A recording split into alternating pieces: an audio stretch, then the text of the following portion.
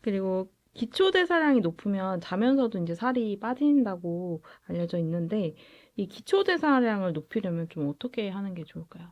기초 대사량은 일단 근육량하고 굉장히 관련이 많습니다. 우리 기초 대사량이라는 건 뭐냐면은 가만히 있어도 빠져나가는 열량이거든요. 제가 이렇게 앉아서 이야기하고 있는데 말을 안 하고 그냥 가만히 있다 그러면 이렇게 눈만 뜨고 있더라도 에너지는 소모가 돼요. 그게 하루에 나가는 에너지의 60에서 75%를 차지하거든요. 근데 그 중에 그럼 60에서 75% 중에 가장 많이 에너지를 쓰는 장기가 어디냐면 뇌예요. 뇌는 가만히 누워 있더라도 여러 생각을 하잖아요. 이거 계속 여러 가지 반응들을 많이 하거든요. 심지어 잘 때도 노폐물을 정리한다고 에너지를 굉장히 많이 쓰는 아주 에너지가 필요한 장기예요. 그런데 이 장기는 이 뇌는 우리가 크기를 줄였다 늘렸다 많이 써라 말라 이게 조절이 안 돼. 근데 그 다음에 또 에너지를 좀 많이 쓰는 장기가 뭐냐면은 근육이에요. 이 근육량을 우리가 좀 조절이 가능해. 운동하고 단백질 제대로 탄수화물 제대로 골고루 먹고 이러면은 그다음 운동만 열심히 하면 불어나요. 그다음에 심장 뭐 이런 데도 많이 쓰거든요. 그럼 그런 기능들을 갖다 잘 키워 놓으면은 그러면 하루 종일 기초 대사량이 막 올라가고 그러면 나하고 옆에 있는 사람을 같이 먹어도 옆에 있는 사람은 근육량 없고 이런 사람들은 금방 살이 찌겠지만 나는 먹어도 안 찌는 몸이 되겠죠. 그래서 기초 대사량을 유지하는 게 굉장히 중요한데 다이어트 과정에서 이상한 다이어트, 유행하는 다이어트 하면 대부분 근육 빠지잖아요. 그러면 기초대사량이 푹 떨어져요. 그러면 나중에 조금이라도 먹으면 다 아까 이야기도 새끼 두께가 같은 이론으로 조금만 먹어도 기름진 거 찾게 돼 있고 그다음에 그 단 거 찾고 짠 거 찾게 돼 있고 살은 더 찌는데 근육이 보충되는 게 아니라 지방이 더 늘고 그러다 보면 나중에 이제 비만 클리닉에 이렇게 오시면은 재어보면은 근육은 요만큼밖에 안 남아 있고 체지방이 이렇게 많은 환자로 오거든요. 그런 분들은 이제 정말 심각하게 이야기하세요. 아, 뭘 해도 안 빠져요. 이거 어떻게 하느냐고. 실제적으로 그런 사람들 너무 많이 만나요. 그래서 다이어트는 뭐 같은 이야기 계속인데 원칙을 지켜서 그 원칙을 잘 알고 하는 다이어트가 너무 중요해요.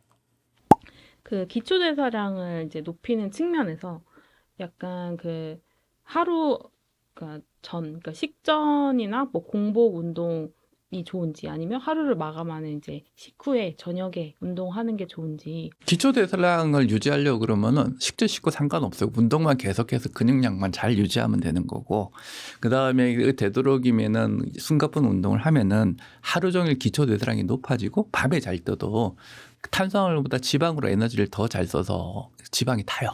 근데 이제 중요한 거는 뭐냐면은 이제 그 식전 식후를 자꾸 물어보시는데 식전인지 식후든지 안 하는 것보다 하는 게 좋아요. 근데 식전은 문제가 뭐냐면은 요즘 이제 나이가 많아질수록 그다음에 당뇨병이나 이런 약을 드실수록 이 식전 혈당이 사실은 식전에 잘못 운동을 하게 되면 먹고 있는 양이나 여러 가지 영양으로 쓰러지거나 여러 가지 문제가 잘 오고 그다음에 공복에 운동하는 거는 몸에 스트레스 호르몬을 많이 분비하게 해요. 그 스트레스 호르몬은 우리 살 빠질 때 제일 최고의 적이 그 음식으로 알고 계신데 저는 저한테 물어본다면 스트레스예요. 스트레스가 많이 나오면 절대 안 빠져요.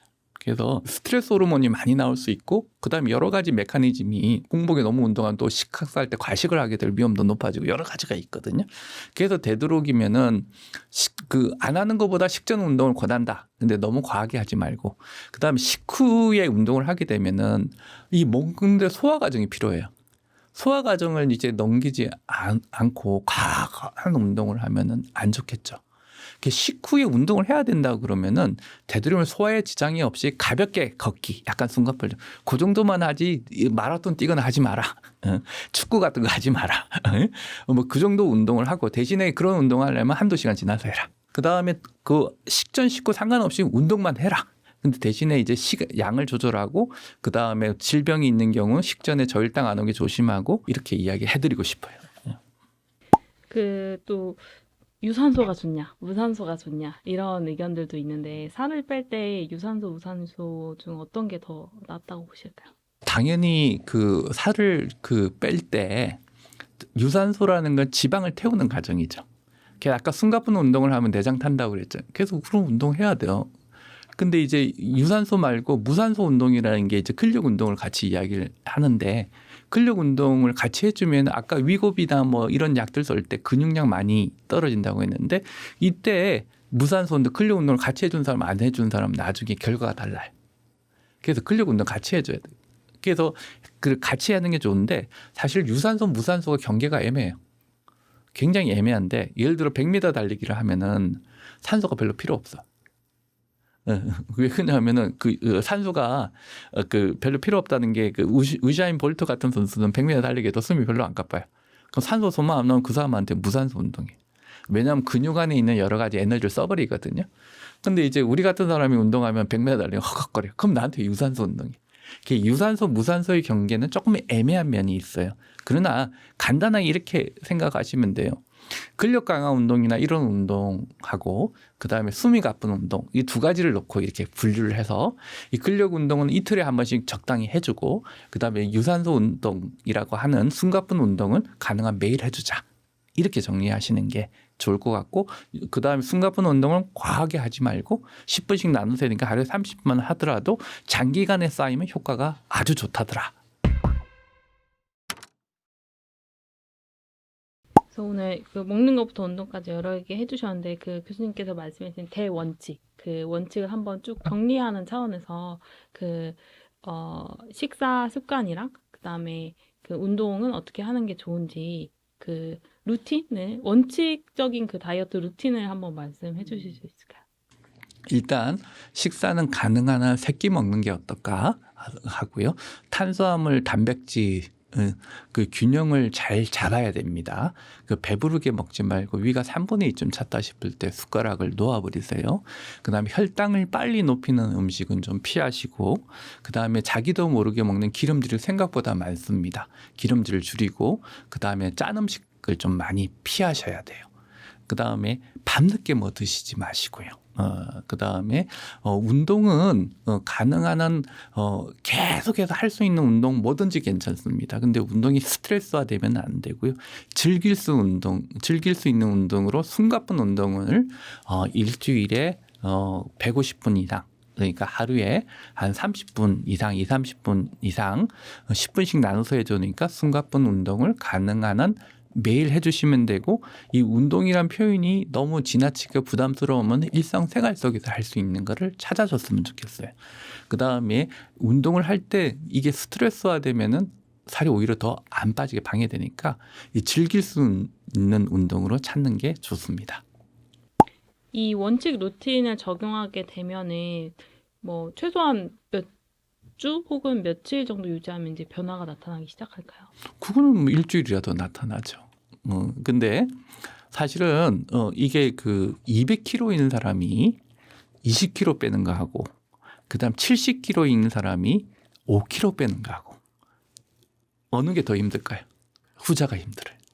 그래서 사실은 아주 고도 비만인 사람들은 기초대사량도 높고 이렇게 빨리 빼야 되고요. 그다음 점점 그 속도가 느려져요. 그러니까 다행히 이제 근데 전에는 20kg 뺐는데 이제 왜 이리 안 빠지지? 살 빠지는 거 아니에요? 그 스트레스 받지 마세요. 그리고 그 빠지는 효과는 사람마다 다 달라서 뭐 당신한테 일주일에 몇 킬로 나옵니다. 뭐 이거 금방 이야기 못 해요. 그 사람의 상황에 따라 다른데 근데 중요한 거는 몸무게가 중요한 게 아니라 체지방이 빠지느냐 그다음 내장 지방이 빠지느냐 이런 것들이 중요하기 때문에 몸무게에 너무 집착하지 마시고 허리둘레가 주는지 안 주는지 그거부터 먼저 보시는 게 어떨까요? 잠이 다이어트에 얼마나 중요한지도 잠은요. 그 옛날에 이제 어느 학회를 갔는데 그 학회에서 유명한 분이 발표를 하는데 미국 콜롬비아 대학교에 계신 분이 잠자는 시간하고 비만하고 밀접한 관련이 있다고 그래서 뭐 저는 맨 처음 그렇게 생각해서 뭔 쓸데없는 소리를 하고 있어 하고 생각했는데 그분의 연구 결과를 보고 대한민국 자료, 우리나라 자료를 분석을 해봤더니 똑같아요. 그 정말 그럴까 하고 실제 임상에서 봤더니 이게 너무 중요한 거예요.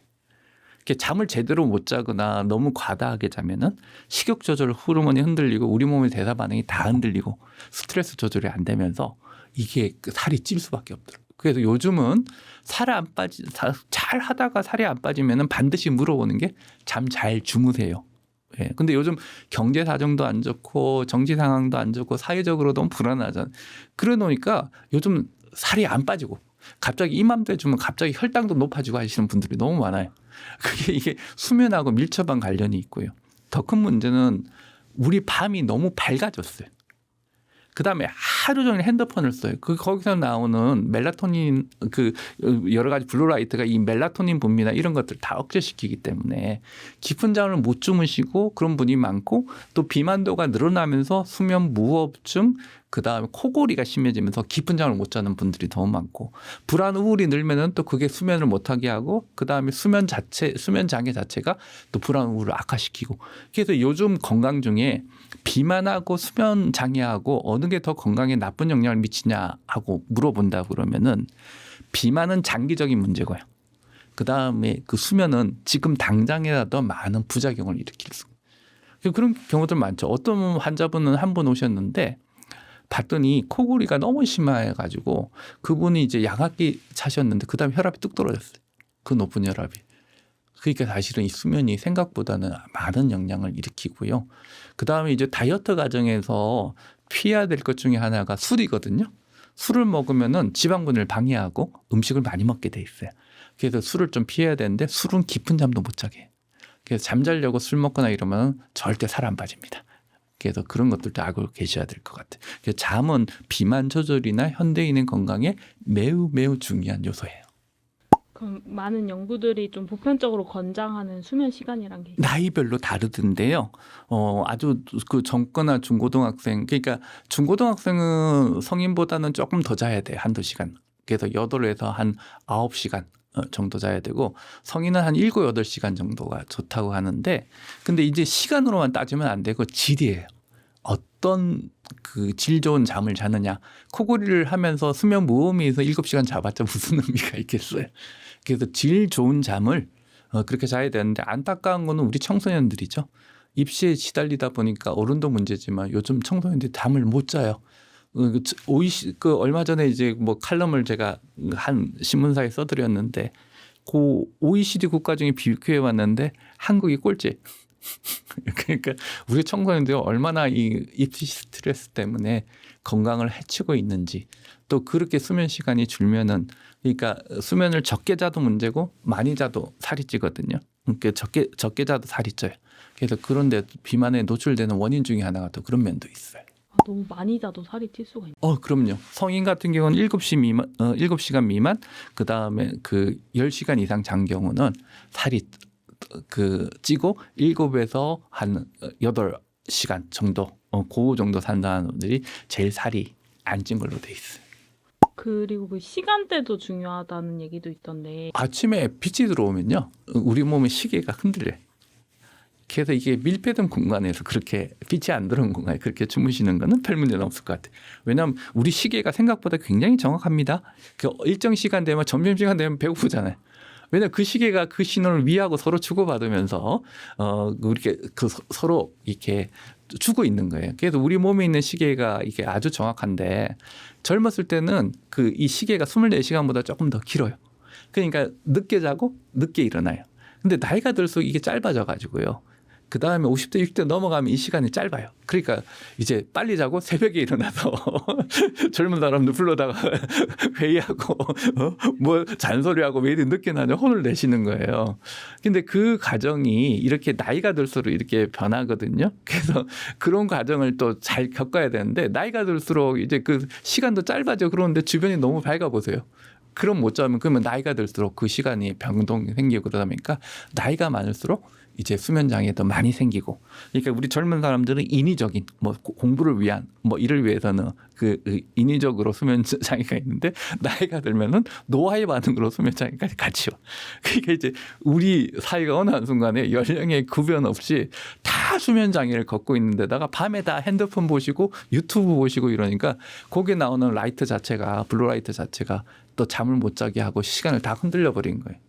그래서 이 불빛이 안 들어오는 상황에서 밀폐된 공간에서 주무시는 건 상관은 없고 시간은 점점 줄어들고 늘어나고 하는 거 그거는 그 나이대에 맞춰서 본인이 조절해야 되는데 무엇보다도 수면 환경이 중요해.